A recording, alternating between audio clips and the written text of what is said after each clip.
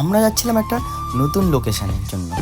এখানে জল কাদা পেরিয়ে যাচ্ছি, দেখতে পাচ্ছ, কারণ অশোকনগর কমেডিয়ান এবং বং মনীষের যে আমরা কমেডি ভিডিও বানাই, সেই ভিডিওতে সবাই বলছিল যে লোকেশানটা একটু চেঞ্জ করার জন্য।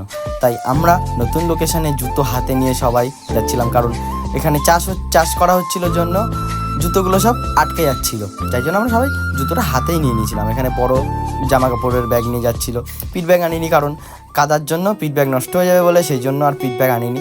এখানে জলের বোতল নিয়ে এসেছিলাম হাতে করে একটা, কারণ জল পিপাসা রোদ ছিল সেদিন খুব।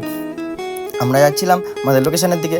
তো দেখুন গাইস, সত্যি আকাশটা সেদিন খুব সুন্দর দেখতে লাগছিল, মানে অসাধারণ। আর আমাদের এই জায়গাটা হচ্ছে সেই কিউকি ইতনা প্যার তুমকো, যে গানটাতে ভিডিও করা ছিল, ওইটা বং মনীষে গিয়ে দেখতে পেয়ে যাবেন।